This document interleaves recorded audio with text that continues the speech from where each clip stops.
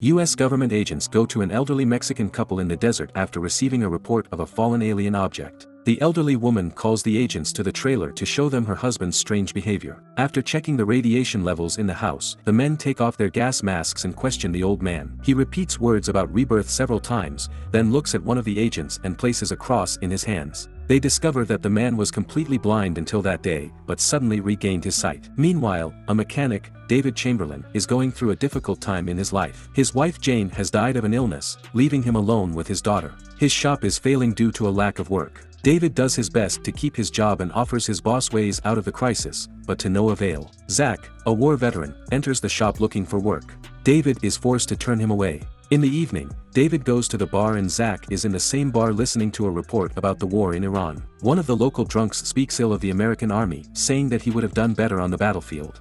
His behavior irritates Zach, who challenges him. The man and others begin beating him in the parking lot, but David defends him. The fight breaks up when one of the attackers rips off Zach's prosthetic leg. The thugs run off, not wanting any trouble with a disabled man. David returns the prosthetic to Zach and drives him to the Veterans Rehabilitation Center. On the way, he tells him that it's useless to argue like this, and Zach replies that he doesn't understand anything. Zach is sure that he cannot understand what it means to lose everything and have no future. When David returns home, he finds a birthday cake on the table, baked by his daughter Annabelle. The girl tells her father that she has dropped out of college and wants to be with him. The man scolds her, thinking she dropped out because of a boyfriend or a teenage crisis, but the reason is something else. Annabelle admits that the last 2 payments failed and she was forced to return home. David promises her that he will fix everything and have the money in a week, but the girl does not want him to work too hard. Alone at the table, he looks sadly at the watch Annabelle gave him with her last money. David wants to get drunk and decides to go to the store to buy alcohol. When he returns, he sees a ball of light in the sky falling to the ground. David swerves to avoid it and ends up in a ditch. After a while, he wakes up in the wrecked car. Everything around him is illuminated by the glow of the fallen alien object. He sees the silhouette of a woman in the trees that looks familiar. Despite his severe injuries, he gets up and follows the silhouette. The next morning, Annabelle discovers that her father has not returned home, so she calls the police to look for him. But the sheriff tells her that 24 hours must pass before he is declared missing. Annabelle cannot wait and goes to the place where her father works. The owner of the garage, Ned Wilcox, knows nothing and is not even concerned. The girl continues her search and finds her father's car overturned on the side of the road. She searches for him late into the night in the woods. Soon her flashlight runs out and she is forced to return to the car. The girl cries because there is nothing she can do. After she calms down, the girl starts the car and sees David. Annabelle takes him to the hospital, where the doctor gives her shocking news. David has 2 functioning kidneys, although his medical records indicate that one was transplanted into his wife in the past. David wakes up with a strange feeling inside. On his way home, he looks at the sun and thinks of his deceased wife waiting for him by the tree. He goes out into the yard and sits in the rocking chair where Jane used to sit. He tries to recall the events of the previous night and find out what happened. David remembers chasing a silhouette and falling into a crater next to the meteorite. The alien object was shaped like an egg and gave off a pleasant blue glow. As he lost consciousness, tentacles from the meteorite reached out to him. At dinner, Annabelle tells him that he had a delirious conversation with Mother while he was unconscious. David continues to watch the news, which talks about the war. Russia, China, and France are threatening U.S. attempts to invade Afghanistan. The man then looks fearfully out the window. Suddenly he hears a woman's voice calling him. When he goes to answer, he meets his beloved wife and runs into her arms.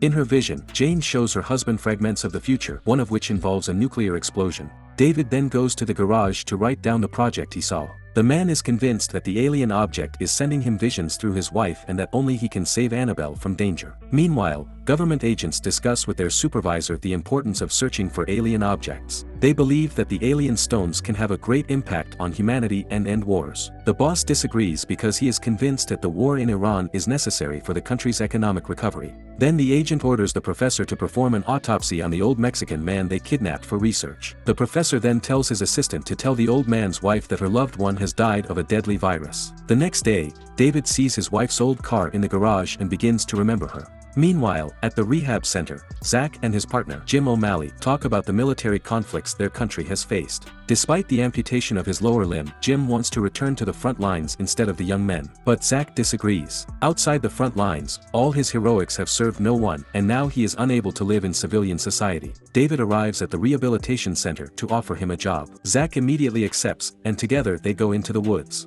David asks Zach to turn on the winch on command, and he goes to the crash site and discovers that grass has grown around it. They then place the alien object in the car. Zach pulls his hand away because he feels something strange when he touches the meteorite. Meanwhile, Annabelle is going through her mother's things to give to charity, to help them move on. David disagrees because he wants every memory of his beloved and doesn't want to pretend she never existed in order to move on. Zach wakes up in the middle of the night with severe pain in his amputated leg. The next day he talks to Jim about it, but his friend thinks it is phantom pain. That morning, all the patients at the rehab center go out to protest against sending conscripts to the front. But the civilians do not approve of the anti-war demonstration, not thinking about how many young soldiers will lose their lives. One of the civilians spits in O'Malley's face, calling him a traitor to his country. In an attempt to poke him, the veteran falls out of his wheelchair. Zach tries to help him, but falls when he feels pain in his leg again. When the police arrive, all the demonstrators flee. David examines the meteorite and sees that the living organism is decomposing in the sunlight. Zach, unable to stand the pain, goes to David and asks for an explanation. Zach begins to deteriorate, but when he removes the prosthesis, David discovers that his leg is growing back. David then speculates that the meteorite sent to Earth has the power to heal anyone near it. David asks Annabelle to keep an eye on Zach and leaves.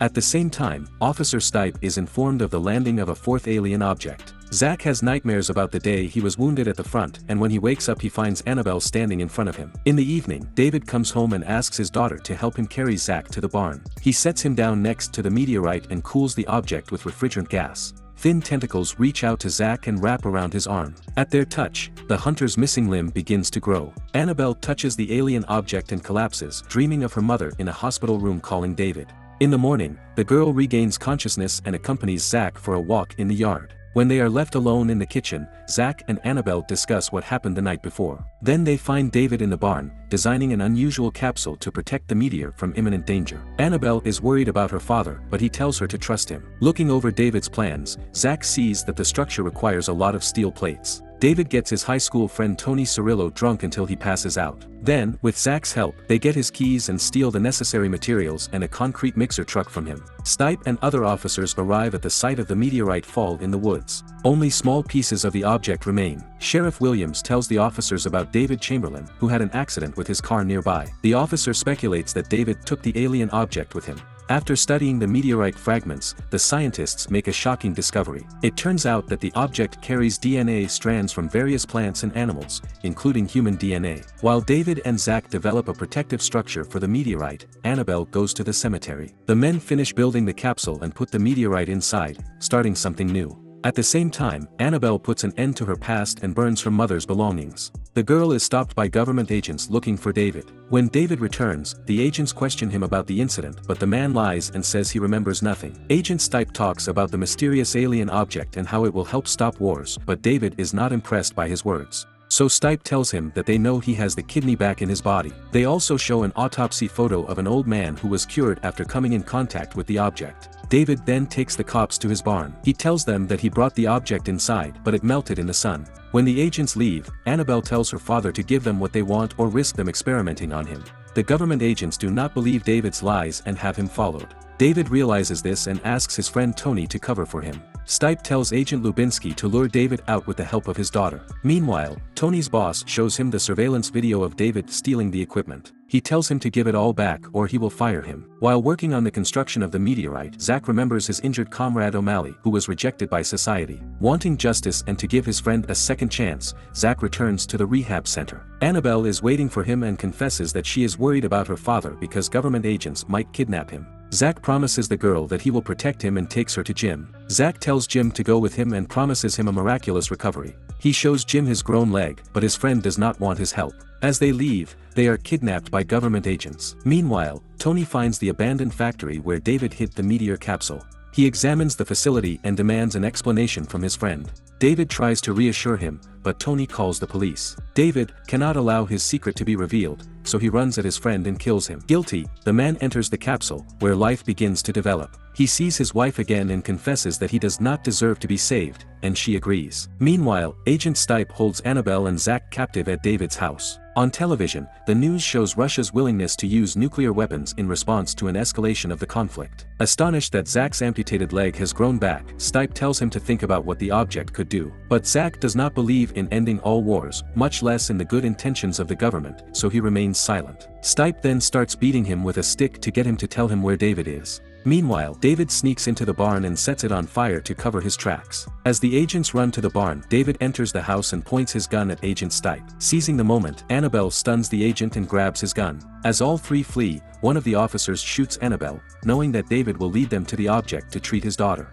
They manage to get into the car, but Annabelle is fighting for her life. David, in tears, is afraid of losing another family member. As they drive to the abandoned factory, officers follow them. When they arrive, David lays Annabelle down next to the meteorite. But the bullet wound does not heal, causing David to despair. He begs the alien object to help his daughter, but to no avail. Convinced of his daughter's certain death, David douses the capsule with gasoline to set the structure on fire. David hears his daughter's voice and Annabelle emerges from the capsule. David puts out the lighter and Stipe shoots him. A confrontation ensues between Zach, David, and the officers, and they are all wounded. In an unexpected move for Stipe, Assistant Lubinsky shoots him to prevent the facility from being used for military purposes. Soon after, an explosion occurs. This marks the beginning of a nuclear war in which there will be no winners. As people watch the end of the world approach, David helps Zach into the capsule and tells him to take care of Annabelle. He apologizes to his daughter for not being able to reach her and locks the couple inside the facility. Stipe begs David to open the pod and rescue them, but the door only opens from the inside. In his final moments,